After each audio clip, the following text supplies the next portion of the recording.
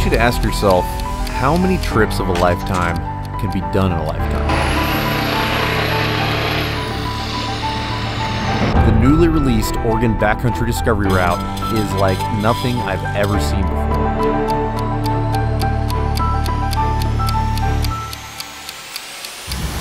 With all the miles that we have to cover and all the spring snow, I'm not even sure that 10 days is enough time to complete this journey. But we're going to push ourselves and our vehicles to the absolute limit to do whatever it takes to get to the Oregon-Nevada border inside of 10 days.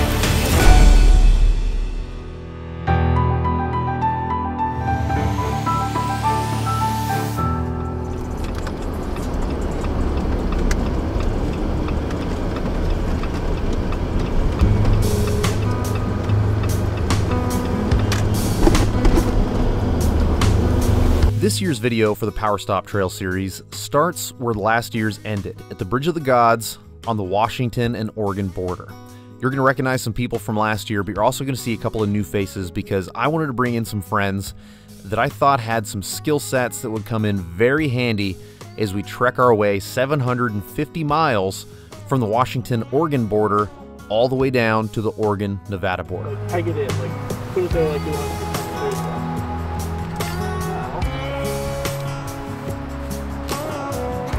I feel so much less stressed now. I feel like 80 miles here, we didn't burp any fluid, third gear the whole way. I feel so much better. What David is talking about is that unfortunately yesterday we pulled out of the grocery store and he lost fourth gear in his freshly rebuilt 4L80. So after a lot of talking about this and thinking about this and talking to the transmission builder down in Texas who put this together, we decided the best way to do it would be, let's go down the BDR. We'll end in Nevada where David's truck and trailer is located, and then he can tow it from there back down to Texas. So he's just going to lock out fourth gear because every time it goes into fourth, it spits fluid. But if we keep it in first, second, and third, he's driven around a whole bunch and we've had no issues. So if you've got to get from northern Oregon down to southern Oregon anyway, might as well do it on a bunch of slow back roads. All right, boys, tag team back again. Let's have some fun in Oregon. By the way, welcome to Oregon for all of you that are from out of state. I guess we're all from out of state. I'm no longer in my stomping grounds. This is completely undiscovered. I'm pretty excited to just have another adventure with you guys and, you know, have a lot of fun and maybe get a little bit of trouble over the next 10 days. Well, this is definitely the good kind of trouble, and I think that's actually one of the things that's fun is none of us have been on this route. Whereas I think we had sort of a rigor in your experience on the last one. This is all, I mean, other than what we see on the map, it's all new, right? David is making a great point. Last year's trip from the Canadian border down to the Oregon border of Washington had its tough moments, but at least I knew somewhat of what to expect because I had already done like 3 out of the 6 sections. In this case, we're going in completely blind, and I don't even have like really good trail reports to pull off of from any like Facebook groups or anything to really even know what's up ahead. So we're going into this experience completely blind, which is very different from what our experience was last year. We changed some things in the interest of efficiency this year, and one of those things is that we each have our own jobs. One of those jobs, of course, being navigation, and that job is being held by David and Chris. Hey David, since you're a navigator, why don't, once we get on the highway here, why don't you take lead and you can show us to camp tonight. Yeah, that makes sense. Good copy. I think I'll set the nice steady pace, seeing as how I'm a C-letter grade on transmission gears. Well, like you said earlier, 3 out of 4 is not bad. Where I'm from, 75% is passing.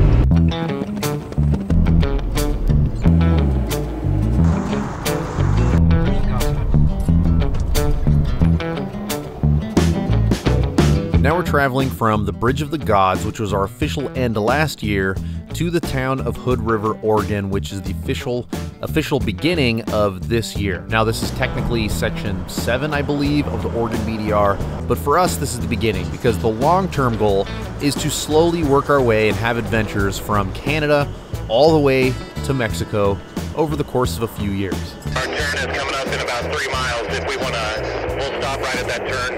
Nate, you can get out what you need from the cooler. The new Oregon route was just released a few months ago. It's about 750 miles, and we've given ourselves like 9 to 11 days to try to complete this entire route. What are you airing down to, Mr. Nate? I am gonna go down to around 14, and then if we get snow, it's gonna get really low. But 14 makes this ride pretty nice off-road. Mount Hood is the closest mountain to where we're gonna be camping tonight. And so before we left, I wanted to figure out about how much snow to expect, and I just used Mount Hood as like an index as to how deep the snow could be up there. Now Mount Hood is quite a bit higher from where we're camping, but nonetheless, this is in the ballpark. And in April, they had a maximum snow depth on Mount Hood of 490 centimeters, which is about 192 inches. So there was a lot of snow this season, no doubt about it. Where we're camping is about 4,000 feet, and whenever I looked it up, the snow level was at 4,000 feet. So I imagine somewhere, give or take 100 feet, depending on how much sun everything has seen over the last month, we're gonna be running into quite a bit of snow in those shaded areas.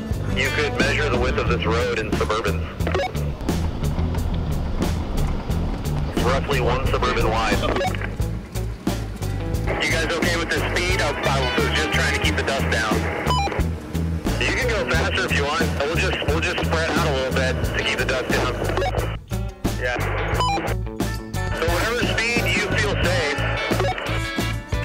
Kelly's S10 Rocklander build just got buttoned up enough to drive out of his garage. It is not ready for a big trip like this, but I really wanted him to bring it on this trip, and he wanted to come too. So this is basically a giant trial run for this fresh build. And my buddy Aaron with the dogs has a couple of really nice Jeeps, and he decided to bring a diesel Gladiator with the GFC on 37s.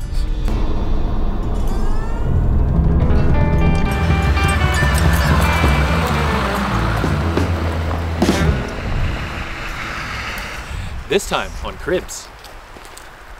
Yeah. We gotta set up the tent now. The tent that is the size of the Suburban. I've not seen the tent. You're gonna love it. I'm gonna love it. Yeah.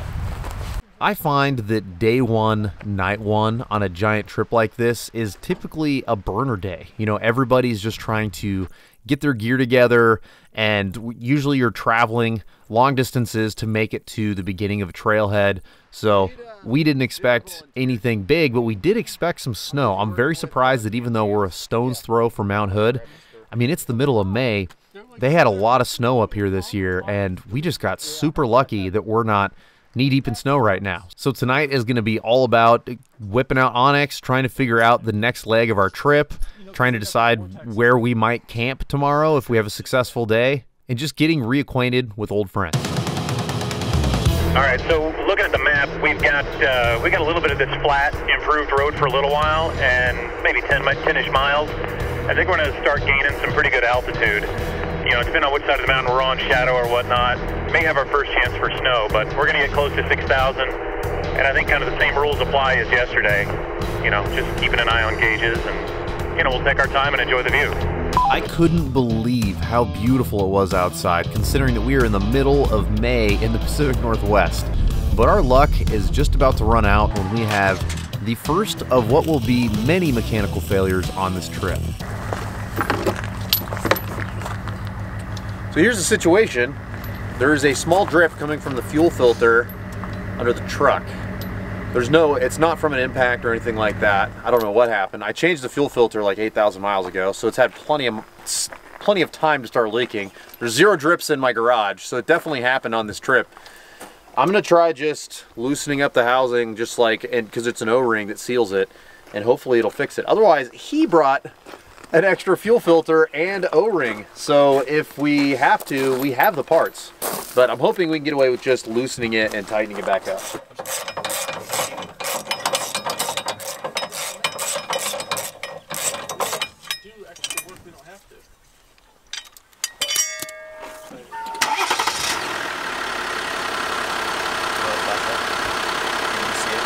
Ultimately, this was not a big deal at all, and we're talking like a 10-minute fix. I ended up just breaking the filter loose again and then tightening it up like another quarter turn. I think I just didn't quite have it tight enough. It was tight enough to seal because it's an O-ring. You don't need it to be tight to seal, but it wasn't tight enough for it to hold position.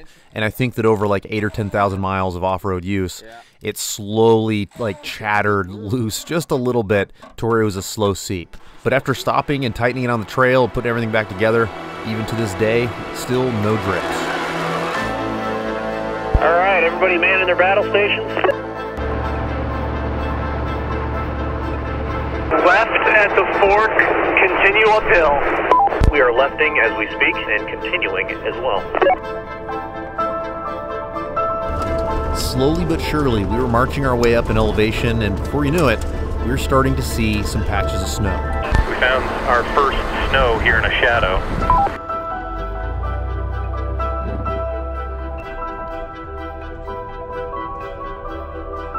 Right turn, Aaron.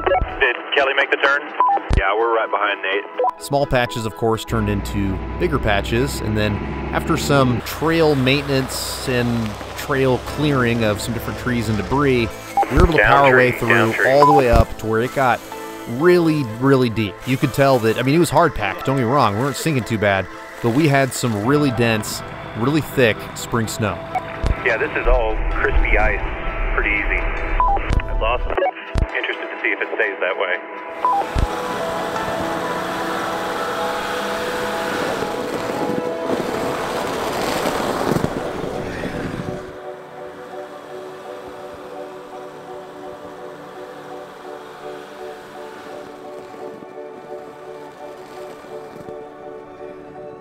I think maybe before you decide to lead this, you should walk it. I really don't like using the word impassable because so many people online will say impassable and it's because it's got a couple down trees or it's got some deep snow and we're not afraid of any of that. But dude, I am telling you, this was definitely impassable. We even spent half a day before digging down you know, really steep snowbanks just so we could drive 100 feet and not have to back down and go all the way around the obstacle. But in this case, this is like thousands of feet of extremely off-camber snow, and there's just, without heavy equipment, there's no way that we could pass through this really off-camber, really dense hardpack as it sits right now. So we made the decision to pull the plug on this route, and we looked at Onyx. We found a route around it, so we had to go back down to the highway, which was a beautiful drive. And then once we got on the highway, we zipped down to the next section that we could access from the highway and went back up into the mountains. There is no way. I mean, if it doesn't work for your truck and you've got flotation, big chunky, like there's no flotation, right? It just digs and you just slide. And of course, there's an edge right there. So, you know, even though we just aired up, this is the smart thing to do. This is the game you play when you're trying to do this type of travel. I mean, you don't always air down for comfort. Sometimes you have to air down just so you can get on the snow at all. And then a few miles down the road, after clearing some trees and whatnot, it was time to air right back up, hit the highway, and it was going to be our last fuel stop for a while in a tiny town called Government Camp. Army speed. We are officially out of Section 7 of the Oregon Backcountry Discovery Route, and we are going into Section 6. And Section 6 looks super similar. You're up in the mountains, it's beautiful, trees all around. I mean, we couldn't have picked a better day to go and do these northern sections. It was absolutely gorgeous. And in a very short period of time, we made it from Government Camp all the way down to Timothy Lake Dam. We then took a couple of minutes to cool off the dogs and just kind of catch our breath, and then it was time to go back up into the mountains. And I had a feeling we were going to run into some trees, and sure enough, this is a section where there had not been very many people up here throughout the winter, obviously, because there was quite a bit of work that needed to be done. When it comes to the electric versus gas chainsaw debate, I've always leaned gas. Just, it's something that I have used for many years and I'm very comfortable with. But after last year, clearing all those trees in the Washington Backcountry Discovery Route, I have earned a completely new respect and see a different level of value for the electric chainsaw. And so this year, I actually bought a very small electric chainsaw. I have like the 16-inch bar Milwaukee at home, but I decided to bring the 8-inch bar because most of the trees that fall aren't that big, and I knew we were going to have 3 other saws in the group. So Aaron did bring one gas and one electric, but you know, whenever we would hop out of the rig, and by the time you'd get a gas one started and everything, you could just pull the trigger on electric and be done with the project. So we found ourselves leaning much more on the electric chainsaw route. Plus, there's a big advantage on a 10-day trip like this. Not having to carry around jerry cans is really nice because you basically have an unlimited fuel source if you have an inverter, and that's exactly what we did. We would just charge the batteries for these saws whenever we'd be driving, and we also had plenty of spare batteries. So like every couple days we would charge a battery for these saws, and you don't ever have to worry about stopping and getting any gas or premix or any of that spilling. And when it comes to trips like this, the electric saw is extremely valuable.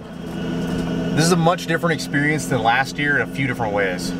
One, we have more people, which is really nice. We have more saws, and when we come across a big tree like this one, we just cleared a big tree, but when we come across a big tree like this one, we've got, you know, different vehicles, we know exactly what to do, and this is like a 5-minute ordeal instead of like a 20-minute ordeal. We got another biggie up here, boys.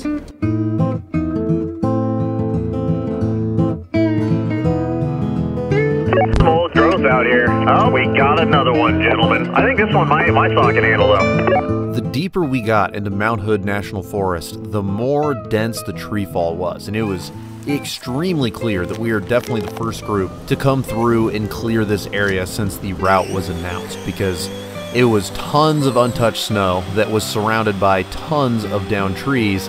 The good thing is, we've done this in the rain, we've done this in the snow, like this is nothing. It's a beautiful day with good people, we've got plenty of saws, plenty of vehicles, and this actually was a ton of fun, and it didn't even feel like it was a detriment to the trip at all.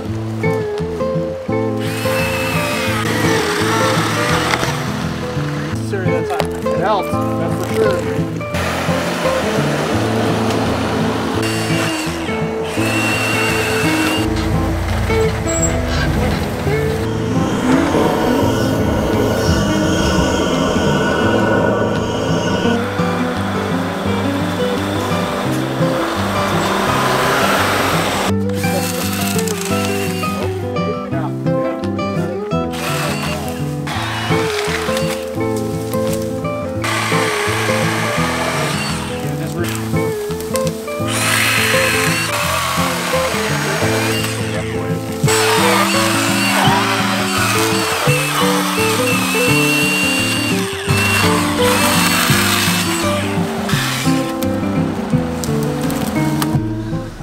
You? How much juice do we got?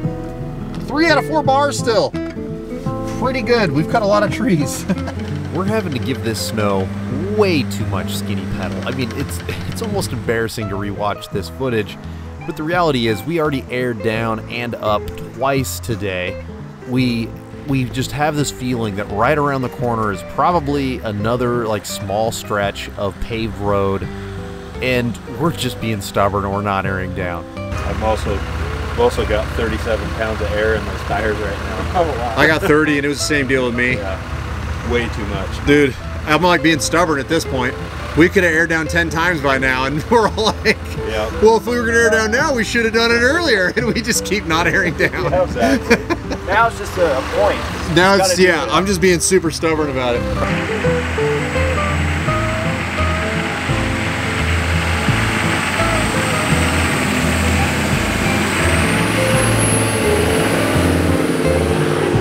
Maybe a mile and a half from the lake and the campgrounds that are around it. Nice. I feel like it's getting to be a pretty good time to set up camp. Because of all the cutting and clearing and you know, running street tire pressure in the snow, it sure made us feel like we had gone pretty far since Timothy Lake Dam, until you look down at a map and you realize that we are a stone's throw from where we were many hours ago.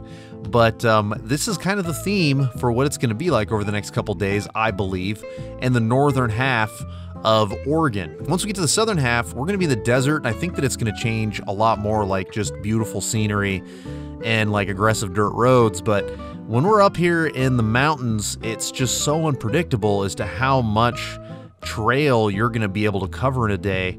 And after sitting around and talking about this at dinner and around the fire, we realized that we've got to make some serious miles over the next couple days if we want to be able to make it in our allotted 10 days of time that we have to spend here in Oregon.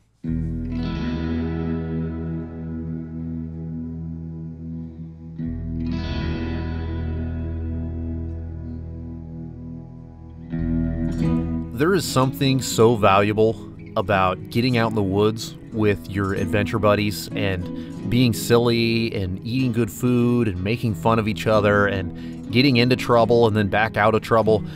I think that this is an exercise that will yield, it's like you'll get the most bang for your buck as far as the amount of memories that you get out of it versus the amount of calories burned to get into it. And if there's anything that is a takeaway from this video, it's that don't just watch Nate and his friends have fun. Call your friends today and get the next big trip on the calendar. We ride. We're ready to rock and roll whenever y'all are.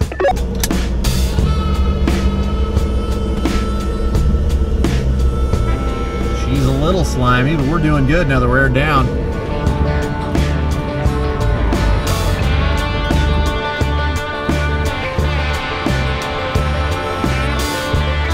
Sometimes spring snow is really nice to wheel on because it can just, you could be on like a ton of hardpack that was from 8 months ago that's just had time to get really solid so you don't sink down. But other times you'll have like 1 inch of slurry on top of that hardpack and it makes tour traction is really hard to find. This is pretty mushy, but we're not off camber enough for it to matter. But when the snow is melting, you'll find a whole bunch of voluntary creeks that just pop up everywhere. And I mean, there's so many times that I have just fallen into a mystery hole in the middle of a trail just because a creek has formed underneath it, and eventually that spring snow is not strong enough to sustain the weight of a vehicle. And at this point in the trip, we're seeing a ton of voluntary creeks, but so far we're not really having too much problem navigating it. We're just having to get out periodically, cut some different things out of the way, and continue on. Yeah, at the very least, we're going to have to move this and that. There's another one underneath. Do you see the one up there? Oh yeah, that's a biggie. Yeah. Well, why don't we just, I mean, for now, it looks like it's not too bad of a hike. We can just grab our saws, grab our hands, and since we're parked, take that one. That's what, I'm thinking we could take them all. Whatever we can reach. I see another one. I think Big Boy, with as much as we've cut before and just rolled by hand, we can at least make room to drive around it. Yeah, for sure. But and we just use your stuff. I'll grab a pair of gloves and let's get going.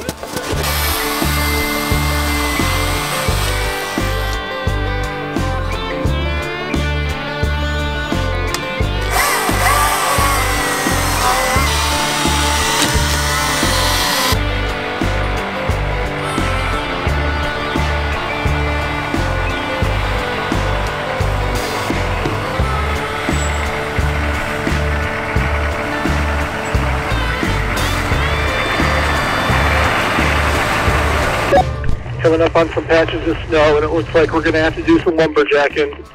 Yay! I'm going to do some lumberjaking. What does that even mean? Lumberjaking? Yeah, I'm unfamiliar with this term. Well, a lumberjake is where you take the saw and you go forward and backward a whole bunch while you're cutting. And then you have the whole internet shit all over you for it.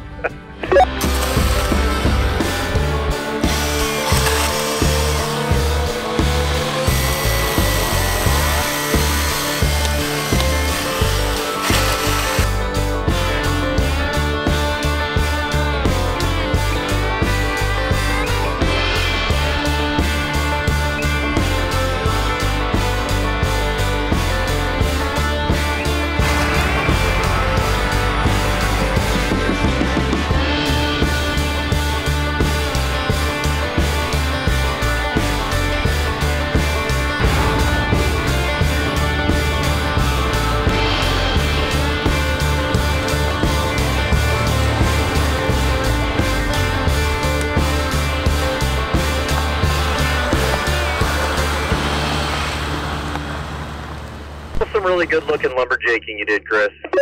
of the Mount Jefferson Wilderness area and 40 miles of the Pacific Crest Trail are still closed due to the Lions Head fire.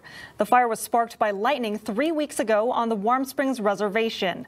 It's now grown to nearly 16,000 acres. It's spreading to the west and is 31% contained. Level 1 Get Ready and Level 2 Get Set evacuation orders are in place for the Camp Sherman area and nearby campgrounds. This little chunk of Section 6 is completely optional, and it's actually closed up at the lake. But I highly recommend that you visit if you plan on coming through here, because I think that perspective is very valuable. And even though this fire was started by a lightning strike, it's not man-made or anything, when you can see what the devastation can be if you are not a good steward of the land, I hope that this would help prevent man-made forest fires in the future, because people get to see what it smells like, they get to see the devastation in person, and see what it feels like when you go through a place like this. So we're good stewards of the land, and we've always made sure that we put our fire all the way out before we go to bed at night. And I can't tell you how many campsites I've driven by and dumped water on strangers' fires because they just left. But I think that this, even for us, this is just reinforcement when you see it in real life to take good care of these forests, because it's a real privilege to be able to come up and do what we like to do.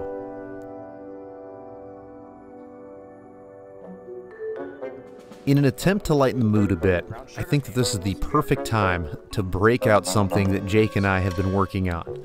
Many of you might remember in last year's video where David and I have this little back and forth about butts-only loaves. Do you eat the butt? I usually just eat the butt. Like you only eat the butt? Because nobody else eat the butt. Nobody else eats butt. So unless somebody else, Jason, I'm gonna eat butt unless you want this. What's that? The butt? You can have the butt. Eat the butt all you want. I mean, Jake, eat all that butt. Jake, are you good on butt? I'm good on butt. I'm trying to quit, so. I've got a business idea. Let's make bread that has no butt, and let's sell it to people who don't like it. And then sell the butts. And then sell the butts separately. Loaves. Butts only. That's exactly right. With the assistance of my wife, we were able to collect a bunch of bread loaf butts, put them together so that I could present David with our concept loaf of bread for our first $1 million idea. I mean, I see it all crunched up. Is there something living in it? That is an idea we had on the last. Oh, you shouldn't have. Oh my goodness. Oh. All right, I'm all in on the butts. Yeah, it's an all butts. What are y'all having? An all butts loaf of bread. Oh, thank you. The first $1 million is made. This is just the prototype. I mean, from here, Yeah. I mean, I'm thinking, Yeah. QVC. And then we approach Safeway and Walmart. We can scale. That's small. We can scale up from here, buddy. Yeah, oh yeah. This is fantastic. Outstanding.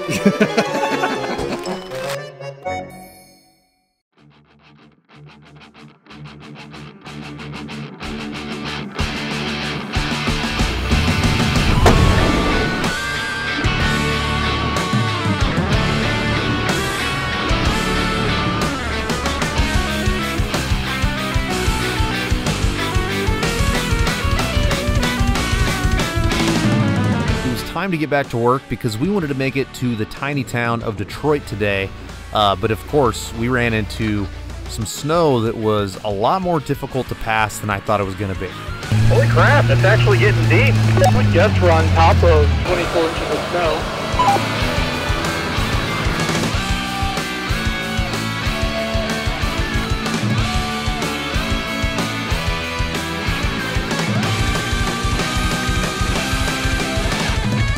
I took the lead through this section in the Gladiator because if you look close, you're going to notice that the 39-inch all-terrains on the Gladiator are holding the snow really well, and nobody else's tires were doing that. And a lot of times, in many different types of snow, that's not that big of a deal, but in this type of snow, it's a really big deal. So I was leading, David and I together were cutting trail, and it didn't really matter because it was so slushy that even though we put a really nice set of tracks in for everybody else, anytime it was off camber, it was so easy for them to just blast through those tracks because they just had no structure to them because there's so much water in the snow.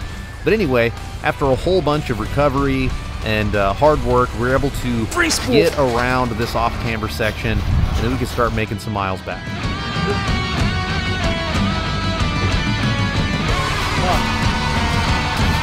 I'm sorry to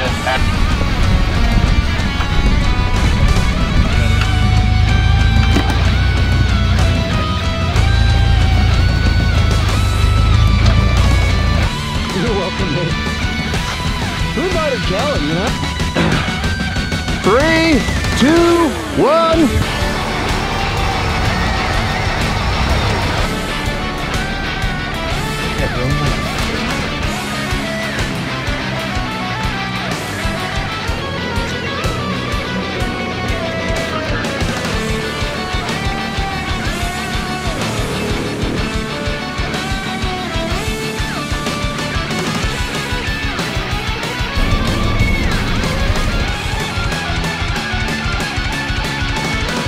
Last section of trail was an absolute mad dash. We were moving fast, we were working hard, we were trying to make up some miles, and it was so hard through snow that was so slushy, but we finally found a rad campsite. So we didn't quite make it to the city of Detroit, but we at least made it to an amazing camp. And this ended up being one of my favorite campsites of the entire trip. We had a couple more that definitely rank up there, but the views from this place and the weather were absolutely outstanding.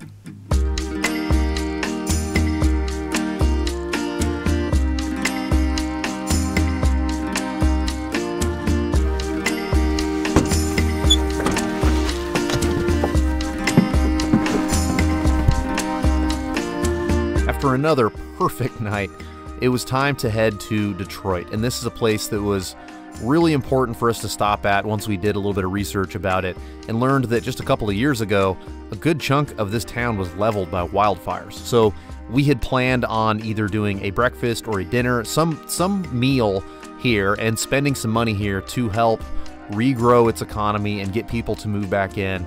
And so that's exactly what we did. We had breakfast, we talked about our route a little bit, and then we went and we bought some different supplies at the local store.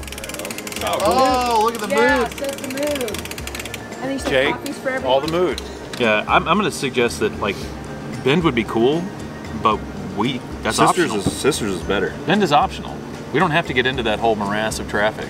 Dude, if we can get everything, if we can tackle every job we need, including a shower, it's Sisters. Been to Sisters before? No. I've driven through it. Full-size town, it's right? cool. I don't remember it hardly at all. Yeah, it's a full-size town, but like it's like an old west facades on the front of the buildings and downtown and all that stuff. It's a pretty cool little town. I'm going to get down, I'm going to use my Googler, and I'm going to see what we have available to us there. There's quite a few miles between us and Sisters, or us and Bend for that matter, but once we get past Bend on the rest of this route, there is virtually nothing between Bend and Nevada. There's just a couple of small stores where we can fuel up, and they'll have like just the absolute basics, but we need to make this next big stop count. That's why we're talking about it so far ahead of time, just to make sure that we have everything we need to finish the trip. Plus, we're trying to research and figure out where we can get a midweek shower, because man, I'm telling you, on these long trips, having a solid shower in the middle of the week changes everybody's attitude. I learned a lot by leading our last BDR trip, and I've had a year to think about the best ways to lead these types of trips in the future. And so one thing that I'm toying with on this trip specifically is I want to cycle out who leads and who follows throughout the week, not only to give everyone the experience to appreciate what it's like to have to navigate in real time, you know, and have to hop out and cut all those trees because you're in the front of the group and all that other stuff. But there's something else that I think a lot of people don't think about, and that's your air filter management. You know, we've got an entire group of people that all are just sucking in tons and tons of dirt, except for the lead guy. And I've been able to lead a lot this week, so I've been able to reap those benefits. But this way, we're gonna be taking the weight of ingesting all this dust into the vehicles a little bit more evenly if, like right now, I'm bringing up the rear, I'm ingesting all the dust, and Kelly is leading, so he's not having to ingest near as much dust as he has been throughout the week. Speaking of which, I think today, once we get to camp and get some food in us and stuff tonight, maybe we should pull all of our air cleaners and have a really good inspection, because I don't want to have anybody start getting weird check engine lights or some drivability issues because we haven't been taking good care of our trucks. I'm gonna give you a little bit of a head start just to keep the dust out. Hey Aaron, you got a copy? Yep. I'm gonna back off quite a bit. I find I'm eating way too much of your dust. So if you get any like stuff from the front of the group, will you just relay that back to me? Because I bet I won't be able to hear it. Yeah, 10-4. I'm trying to space out too.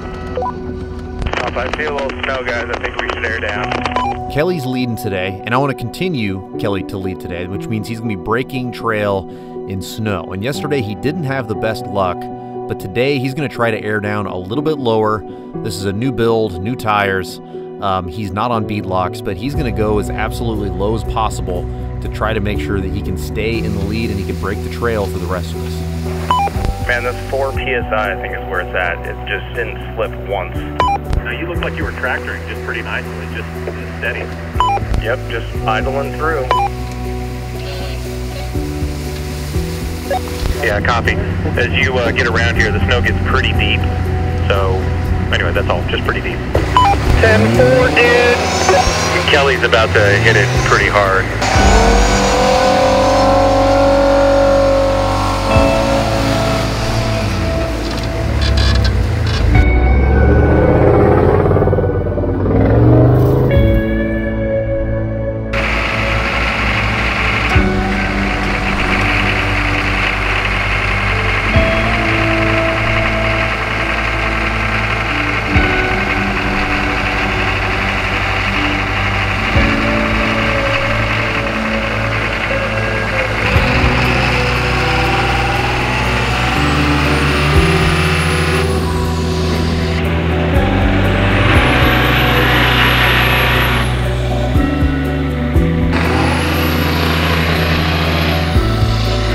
Take us through what you're doing, David. Well, I'm unspooling my worn hatch so that we can pull me to a tree. That way, nobody has to scoot around and act as an anchor. Mother Nature gave us an anchor, so but we need to throw a strap around the tree to protect it before we hook everything up. It's difficult enough to drive on ice cream, much less drive up ice cream. And now we're at a point where it doesn't make any more sense for David to churn ice cream. It makes a lot more sense to just pull him out with the winch. It's a big old diesel-powered slush machine is what that is. The thing is making ices. This is not ideal for traction. This is wet, really churned butter that we're gonna have to float up. But we're gonna winch him out of the way. I'll try to fill the holes by just kind of kicking him the best I can, and then I'm already at 7, I think it said. I'm gonna drop down to 3 because I can already tell that this is gonna be tough to get traction to come up with unassisted. We do not have time to mess around anymore. We have got to make some miles. I don't want to sit here and play on this obstacle all day. And for that reason, I'm playing it safe. I'm gonna fill in the holes with the shovel to make sure that things are flat, and I'm not like trying to dig my way through and out of any of the holes that were made when David and Kelly went through. We just need to make it through this obstacle. We need to make it through any other obstacles that we find today and try to make some serious miles. Otherwise, we are not going to be able to finish this trip in the time that we have allotted ourselves. Driver. Nailed it. Keep going, little driver. Right into the path.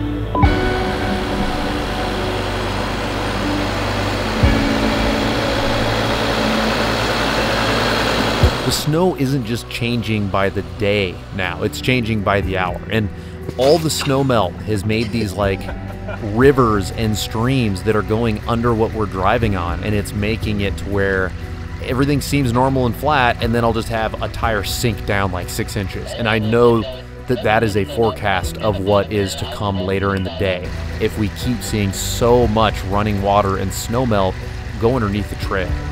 There you go. There you go. Start to come up. Come up! Alright, shouldn't happen.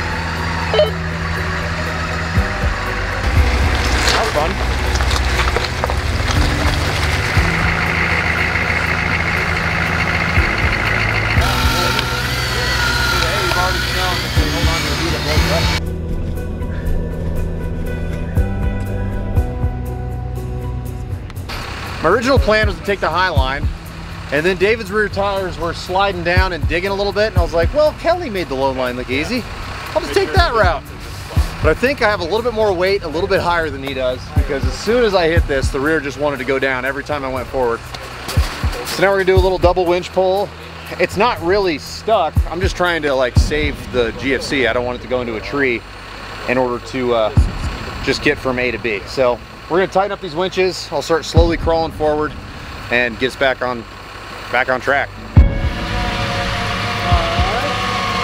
I'll load it a little.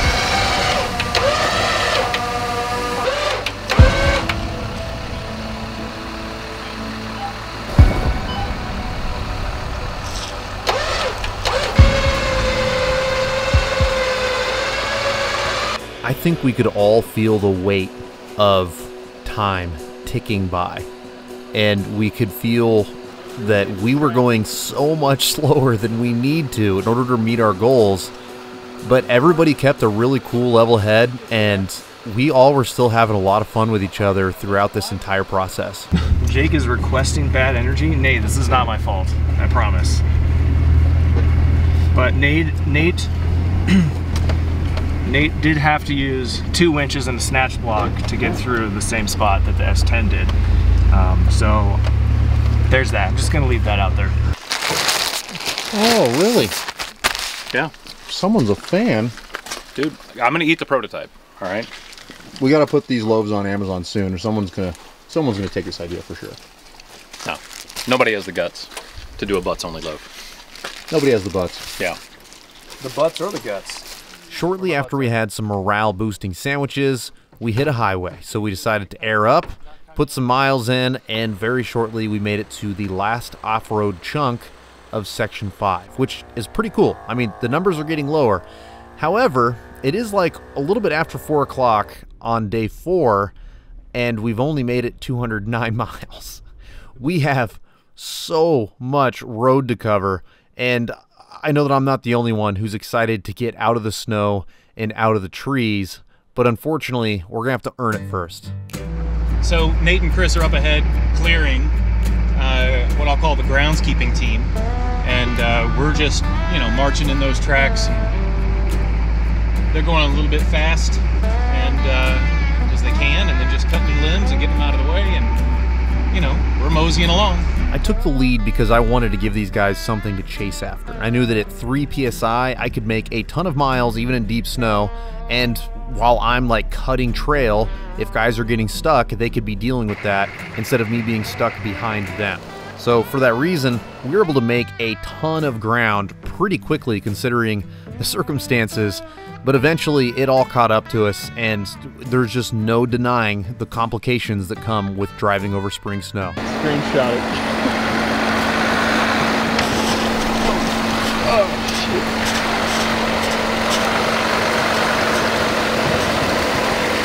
Don't fall into Nate's hole. That's usually pretty good advice.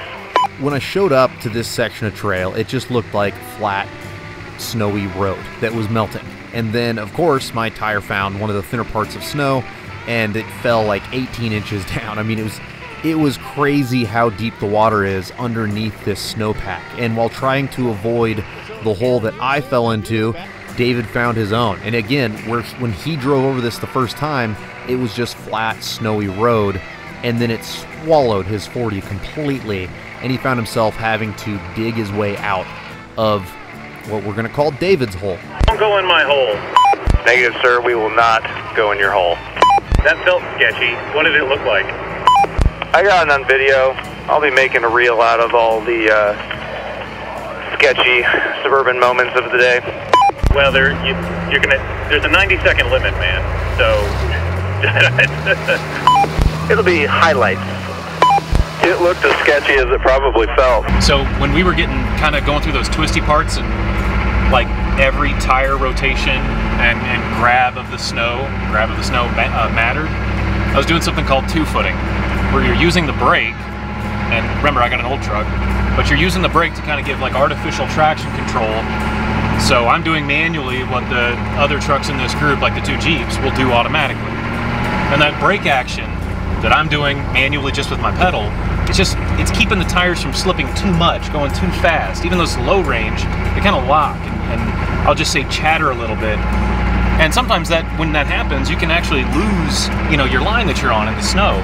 Especially, I'm using mud terrains, right? So it's not a snow tire. And needing to use just a little bit of the 2-foot action to keep the line that you're on, to keep you from sliding off the trail, well, it's just pretty darn important, I guess. Oh, hello there, Snowdrift. At this point, we're all starting to have our own little struggles for fighting for every foot of trail. The trails have gotten super narrow. Where we're driving between the trees, it's so difficult to keep the trees off of our trucks and the trucks off of our trees, just because like almost everything is like pointed or you're off camber. This was some of the most technical driving I might have ever done in the snow, because everything was so tight and it was so difficult to navigate our way through here. And on top of all that, it was time for another parts failure, unfortunately. There's no backing up from that. He's not going to be able to dig out. I was born in a gutter. I deserve to be here. You don't self-shame, man. You are who you are. We love you. I'm trash, but thank you. Come back to the crown. Come practice at crown.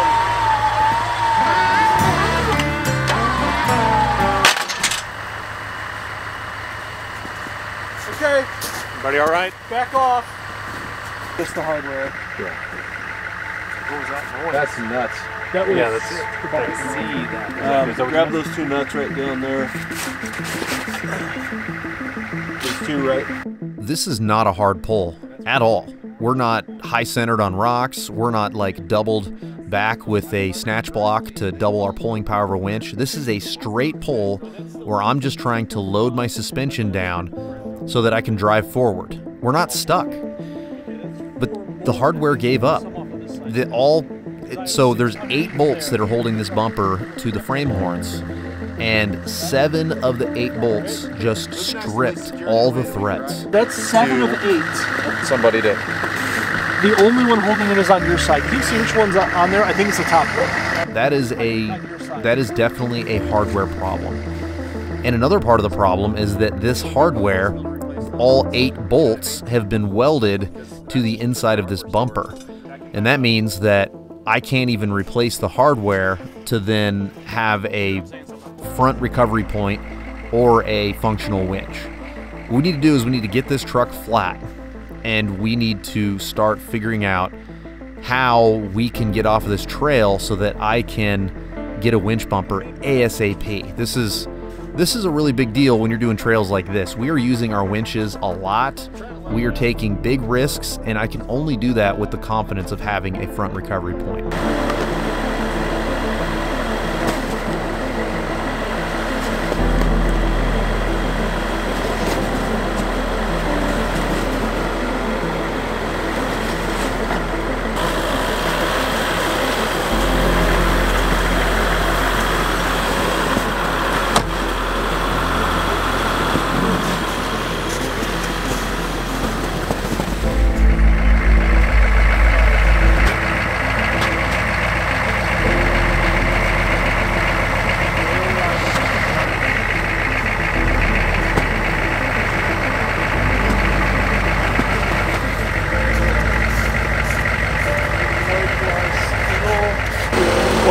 We want to bolt this bumper back on, so one of the studs is bent and it's like actually broken like halfway.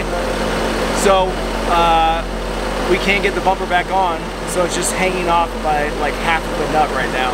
So I want to cut the stud off that's bent so we can try and actually bolt it on at least a little bit so it's not just falling off. I am so thankful that I brought the right crew with me on this trip, because not only is everyone has a very extensive mechanical knowledge, which is nice, but on top of that, everyone maintained a great attitude every time we met challenges. And even though we're all tired and hungry and the sun's going down and we probably won't set up camp until midnight, it was still a lot of fun. Kelly, you're a savage, sir. Thank you. You know, I bring tools for a reason. in these hands for a reason. And these talented hands. Roger, checking. Chris Miller is going on a walkabout to figure out where is the correct route. Chris is just walking through all the small spaces between the trees, being like, come on, let's go. I think the only way for me to get out of where I'm at is, oh, right there. So I gotta take a left?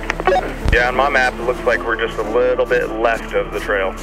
Yeah, that could be an error from the GPS when they're recording, or even the GPS now. So, it sounds like we're gonna need chainsaws, according to Mr. Miller.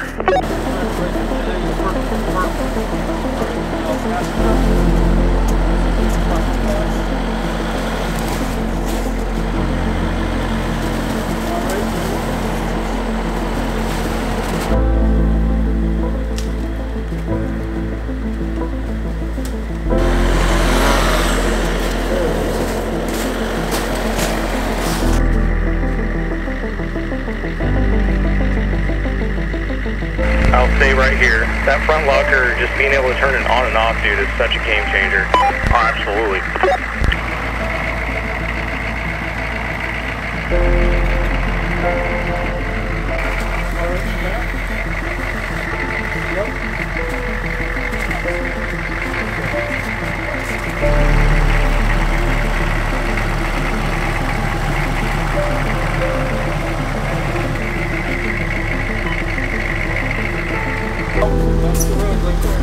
Sweet. That's what I like to hear.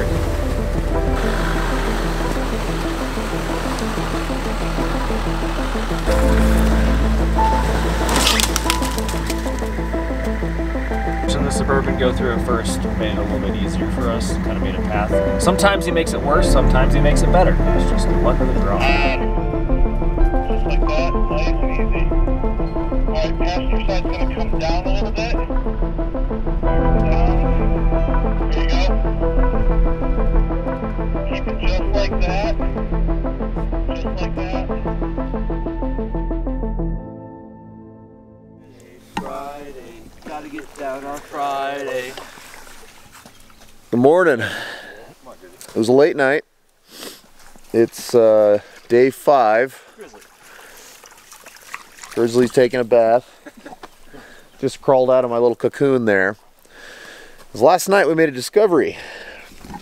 Well, first off, we're sleeping on like, I don't know, a small watery something with snow on it. And that is the trail behind me. It's gonna be hard to see because of the snow. But that is the trail right there. That's the Powerstop Trail, in fact. And today we need to cross the Powerstop Trail. Oh, there's ice on it this morning. Oh, there was, yeah, there was a whole sheet. I think it's probably enough to float us, but there's ice. So I walked out and back. It's fine. We have 2 options. One would be to make the dogfight all the way back with me not having a winch, or 2, do ourselves a little water crossing. Vote. Show of hands. I haven't even talked about this with anybody. Water crossing, vote. There's everybody. All right. Yeah, motion carries. We're going to do a water crossing. All right, David, commence. Oregon Trail jokes.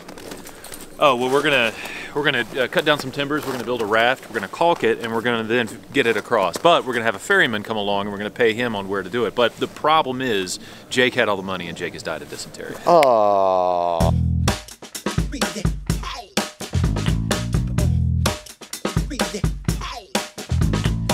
Current attitude status is happy and optimistic.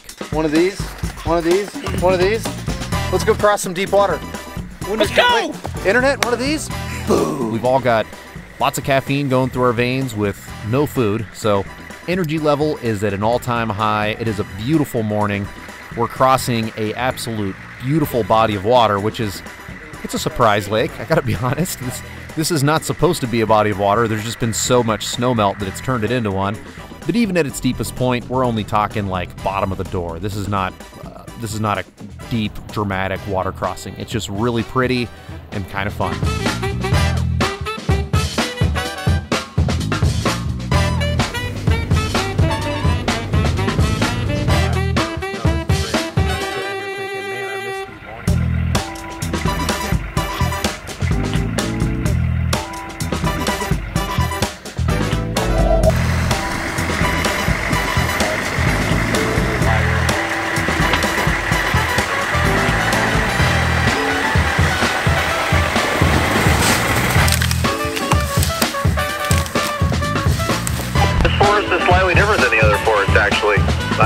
it's scarier, you know, if that makes sense.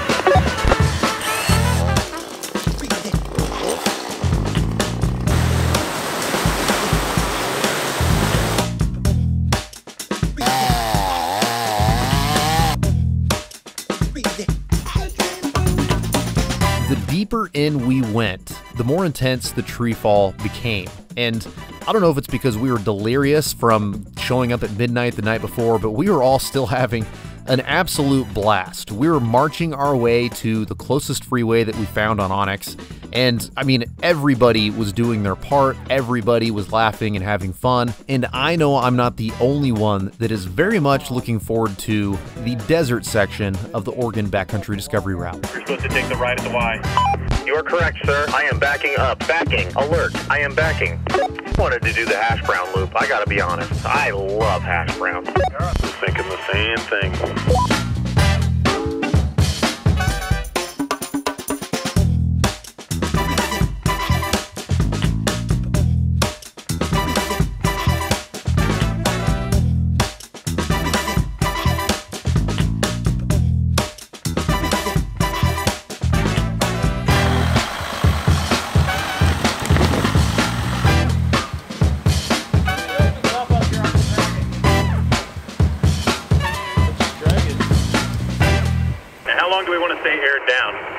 Oh, I'm committed, dude. I'm going to do the whole trip at this pressure.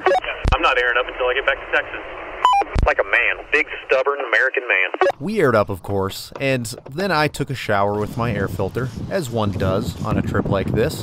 And then we went from there to dinner. And having someone else cook a very, very nice, high-quality steak for me was a real treat. Because the next couple of days, we are not going to see hardly any other people, much less a high-end restaurant. So after we found a very quick and dirty camp, we set up, we went to sleep, and then woke up nice and early for some pancakes before we hit the road, trying to reach the desert. Hand them in our face? Yeah. Talk to me about these cakes. Well, I mean, first off, no two should ever look the same. They're like snowflakes. They're special. Well, like I said, they're real weird in shape, and I'm into it. Okay. Well, that's good, because even if I wanted to, I could not replicate the same cake twice. It's just, it's not physically possible. Not with that attitude. It's the whisk, man. Not with that attitude. Party exactly. whisk guarantees that nothing is same. Oh yeah, price. Yeah. party whisk. This whisk is here to party. Deep house. Alright, well, we got the first batch on there. And they're starting to curl up at the edges too. They're like real pancakes. Oh, they're just like real pancakes. That's the Kodiak. They're real pancakes with bite. I know I've been saying this for days, but we are finally in a position where we can start covering some miles. We need to make like 100-mile days, not 20-mile days. And now that we're out of the mountains, basically involuntarily because of the bumper situation, we are getting closer and closer to desert. You can see the changes in the forest all around us. There's not near as much ground cover. It just feels drier outside. We're seeing like zero snow. And it's very obvious that we're going to get in a position very soon where we can air down nice and low and we can just start bombing through the desert, which I'm very excited for. Now, on the bumper, I did reach out on social media and I asked for help. A whole bunch of you in the Bend and Sisters area offered a whole bunch of just very, very generous offers. And I decided to take one guy up on his offer because he just seemed eager to come out and have an adventure with us. And I was really excited about that. So we have a guy who's going to drive a bumper up from Nevada and he's going to deliver it. He's going to help us install it. And then him, his wife, and his dogs are going to come camping with us. Looks like we're going to start gaining elevation here, huh? Yeah, it looks like the view off to our left is at 6,800 feet. I don't have topo up on my map, so I don't know exactly where we're at right now. We're sitting at 6,300 feet right now, and we have been climbing so far all day. Looking at the map, I just realized we're going to break into the desert today. We're going to break into the desert on this section. So what happened to Nate, guys? Well, he went past the turnoff, and then he decided to continue on because there's another trail that I guess comes back and meets here. And I thought you guys voted him off the island. It's pretty far away, it seems like, so we might be here a while. So that's kind of why we can't leave Nate by himself. So someone's always got to be watching over him, otherwise these kinds of things can happen. So the bumper came off again, and at this point I'm getting pretty tired of having this thing on here, and so I strapped it down a different method than I did before, and this time I'm pretty sure it's going to stay on here. The good news is, as soon as I met back up with the group and we hit the road, things smoothed out a lot, and then there was this amazing line where the forest ended and we were officially in desert for a second. And then we dove back into the forest for a little bit, and then weaved our way in and out of this really cool Mason-Dixon line between forest and desert. See the beginnings of the desert over there to the east. I'm so pumped. I love trees, but I'm very eager to put the saw away and keep it away. Me too. It's the part of Oregon I'm least familiar with, so I'm excited to see it. Just, we've got a little bit of time.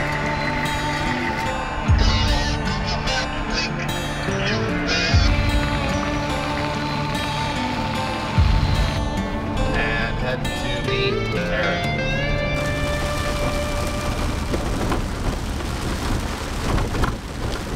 We finally made it to Christmas Valley, which means that we've got desert from here all the way to Nevada, which is very, very welcome. And on top of that, Eric from Relentless Fabrication is waiting there with a new bumper to help us ensure the rest of this trip being possible. I really want to have a front recovery point, even though we're in the desert. You know, if we get stuck in super deep mud, or if someone starts to get tippy, I just want to have that flexibility. I do not want to finish the trip without a winch, and Eric is making that possible.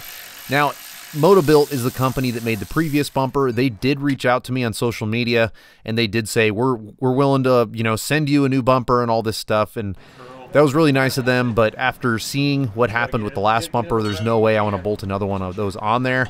And after looking over Eric's design on this Relentless Fabrication bumper, there was a bunch of different aspects that I looked at as a huge upgrade in strength. Bracket slides up and mounts underneath the winch plate?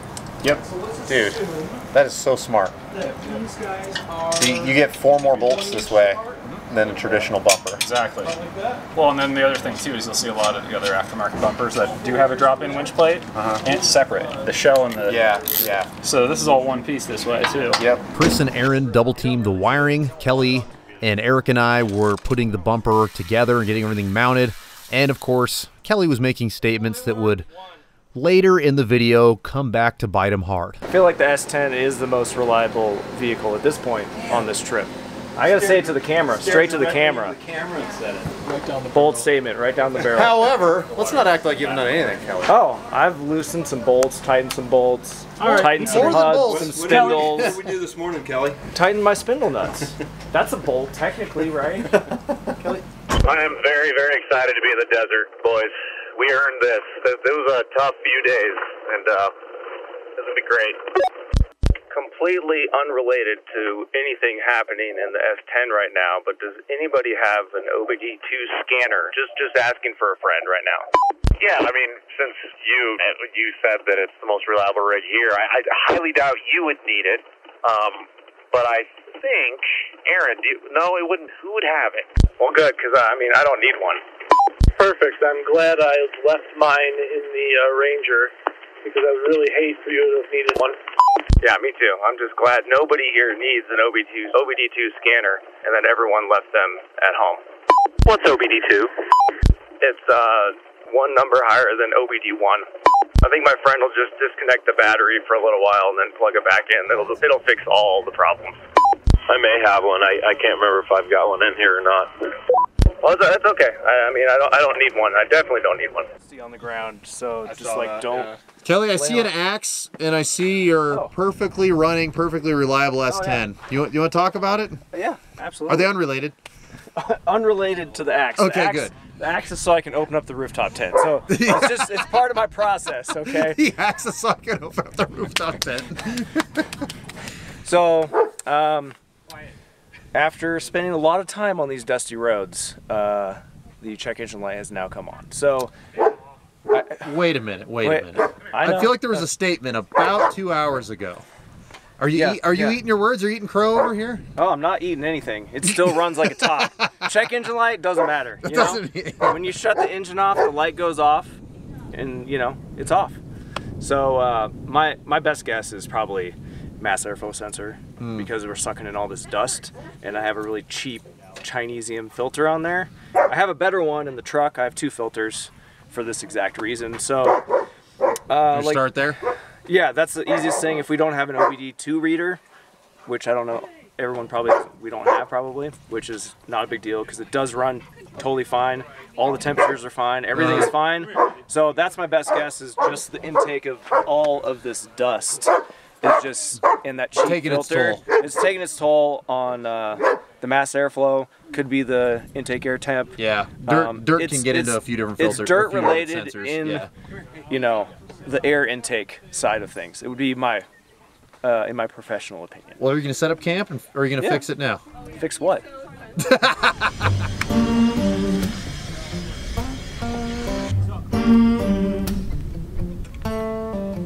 This was an amazing experience and definitely one of the top 10 campsites for me. The next morning, just more of the same. Beautiful weather, awesome food. We did, however, start to run into some of Kelly's bad luck. After a quick bolt check, somebody noticed that Kelly had a pretty sizable crack starting to form on the C-channel section of his frame, so we decided to drill a hole in the end of it to keep it from spreading too much more, at least to try and keep it from spreading too much more. And then at that point, we said goodbye to Aaron, we said goodbye to Eric, and we headed down to our last fuel stop of the trip in the town of Plush. And this fuel stop is extremely important because the next section, which is our final section of the trip, is 149 miles, mostly off-road. What's going on? Well, when we were driving by here, I saw a gentleman with some really cool cars in his backyard, Jeeps and Broncos and stuff, and he was actually loading a trailer up, so figured that might be the man who would have a welder. So I pulled off and talked to him for a minute, and he has a welder and he's willing to let me use it. So as soon as we fill up, I'll head over there and see what he's got. I don't really know what kind of welder he has. I didn't ask. It's a welder. So could be stick, could be MIG. Could be stick. If it's stick or anything other than MIG, we might have to let David handle it because I've never done that before. So I could help. Well, I'm sure we got enough people. We'll figure it out. We can figure it out. So yeah, that's exciting. I'm very fortunate in the fact that I've gotten to travel a ton in my life. I grew up as a military brat. We were stationed in other countries. We traveled all over Europe. We traveled all over America growing up. And then over the last 20 years, I've traveled and wheeled all over the country. And one thing that I have found that is a through line, no matter where I go on this planet, is that there are great people willing to help you everywhere. It was so cool that we showed up at a town of 60 people, this really tight-knit little community. And the first person Kelly asked, hey, do you have a welder and would you mind if we fixed our junk in your yard? The guy was more than willing to help. And I think that this speaks volumes to some of the perspective that you can gain on the road and why these types of trips are so important. To unplug from the news and unplug from the way people tell you the world is versus what you actually go out and experience yourself. And so, without going too deep and too sentimental, I think that there's really important messages here that you can only learn by getting out of your house and taking a trip like this. So next on our agenda was to head up into back up into public land, find a place to camp that was quick and dirty because the next day is going to be a gigantic day. We want the next day to be our last day. We have one big stop that we want to make that's supposed to be an amazing view for a place called Beatty's Butte or Betty's Butte, and things get a little eventful.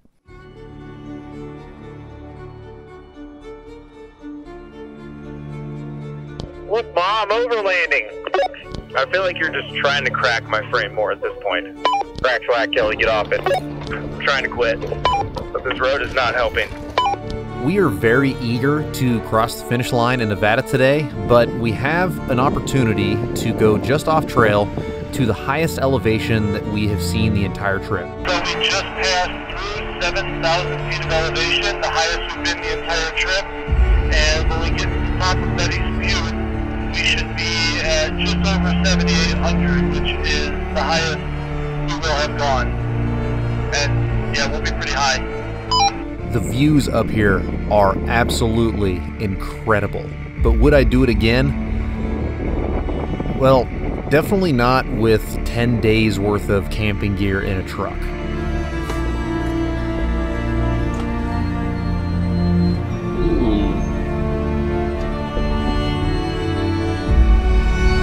We have to go back down it.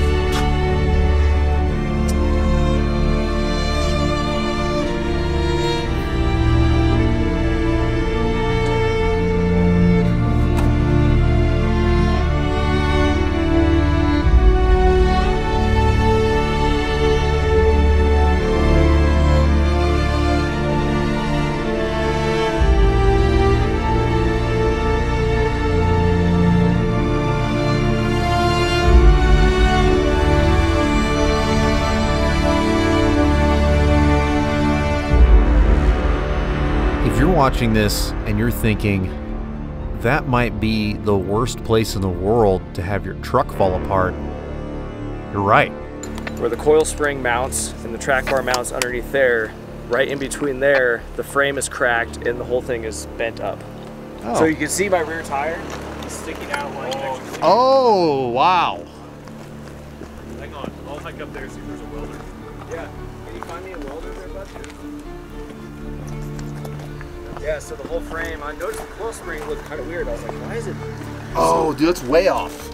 Yeah, bending in. If you look, the whole coil spring is See, like that's framed. The C-channel life right there. Yeah. C-channel gave out. Dude, that is nuts. You can see the tire here, way in, and the tire here, way out. I would just done it like when I was back. And that coil spring is I was like, oh, well, that's it. all kinds of bent this way. Jeez, man.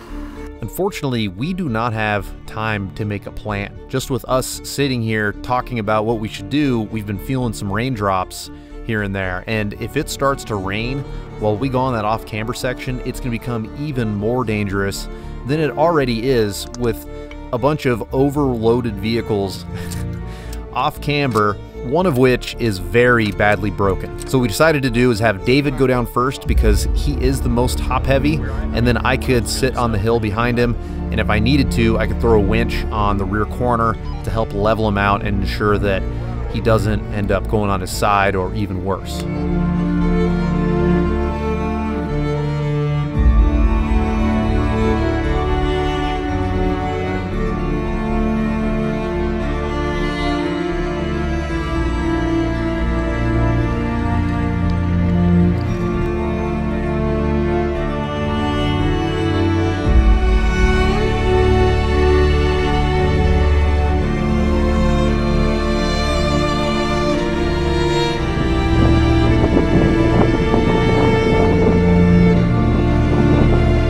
Kelly being ratchet strapped down so tight, he actually had the easiest time going down and navigating through this out of all of us.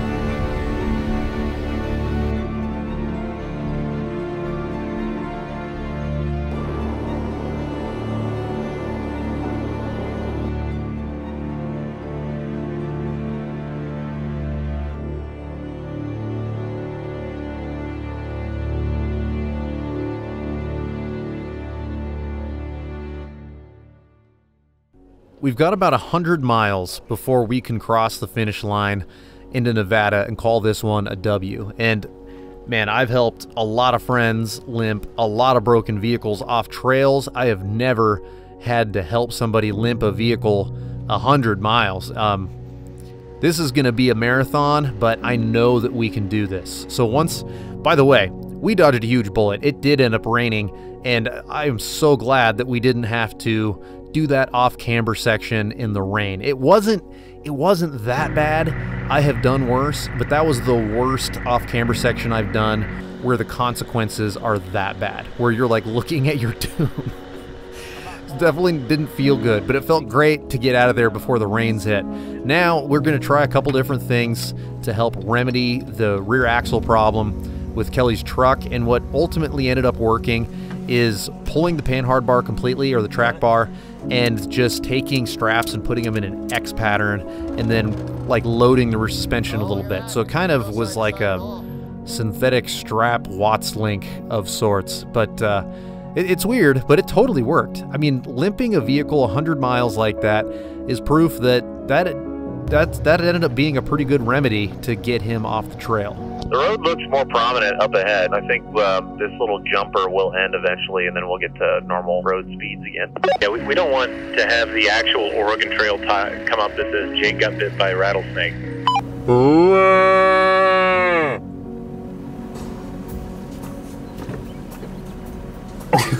This was our last official night of camping, and we showed up to camp super late. There was just not a lot of camping on section 1 of the Oregon Backcountry Discovery Route. We did find a spot where the trail just widened out just enough for us to pull off the road, sleep. We didn't set anything up other than the tents, and then tear down bright and early and head to the finish line in Nevada. I think the lesson of this video is that you don't have to necessarily do every inch of a trail in order to have a great adventure with your friends. I mean, I don't regret any of the spots that we were forced to go around. If you do want to do every inch of the trail, definitely push it out another month or two. Don't go in May like we did. But if you like adventure and you don't mind having to go around things that are closed and whatnot, this was outstanding. Jake, how about a left-handed handshake? Thank you so much for doing this and for coming out with this. I mean, is there anything you want to say? Yeah, I mean, the whole point of the trail series is really to, you know, our vehicles are tools to have great experiences, meet great people, and if this isn't the best example of that, I don't know what is. I highly encourage that you call your friends today and you get something on the calendar. There's no reason that you can't come and do these routes. They're everywhere now. Go to ridebdr.com, download a route that's in your area, go have fun with friends, and make sure that you support the people that support this channel. Huge thanks to Powerstop Brake and for Onyx Off-Road for making this possible. This entire trip was planned using Onyx Off-Road, and every vehicle in this video had Powerstop brakes. Thank you for watching, and I hope to see you on the trail.